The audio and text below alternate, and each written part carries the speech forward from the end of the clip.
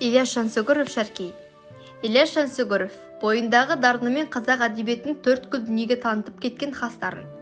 Ол әдебиет әлемінде өз халқының ұлттық қазынасына құнды мұралар қалдырды. Жас ұрпақ үшін оның парасатты әлемі, шебер суреткерлігі, зор таланты, биік адамгершілік қасиеті өшпейтін өнеге мектебіне айналды.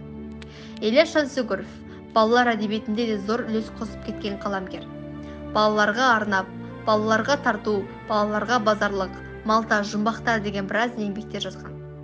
Қаламгердің балаларға арнап жазған осындай туындыларының бірі Шәркей деп аталады. Шәркей әңгімесі 1929 жылы Қызылорда қаласынан басылып шыққан суретті кітапша. Латын қарпімен қазақ тілінде шыққан кітаптың суретін Ықсан деген азамат салған.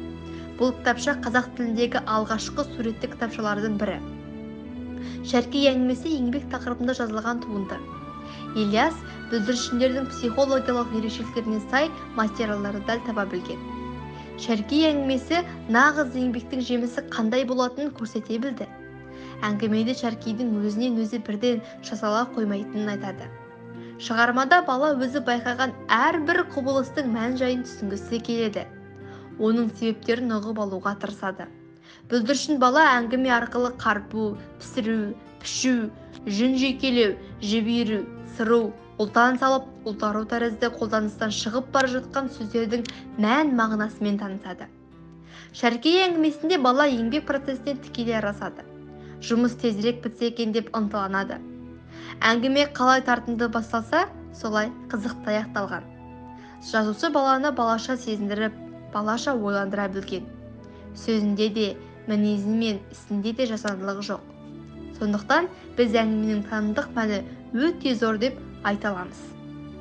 Шығармада қазақ қол өнерінің орны мен ерекшеліктері көрсетіліп, жүннен зат жасалу процесінің бала санасына жеткізілуі көзделген. Сондай-ақ бұл әрекет өте нанымды суреттелген. Шәркей шығармасы еңбектің жемісі қандай болатынын білдіреді. Дана халқымыз еңбек әрі сүйсіндіреді, әрі сыйындырады деп айтқандай, адамның адам болып қалыптасуына да еңбек шешуші рөл атқаратындығы, адамзат еңбектің құралдарын жетілдіре отырып, өзі де жетіліп кемелдене беретінін, сөйтіп талмай, қажымай еңбек етудің арқасында адамзат қоғамы жан-жақты дамып, жетіліп, осынау жоғары өркениетке жетіп отырғандығын осы шығармадан анық байқаймыз.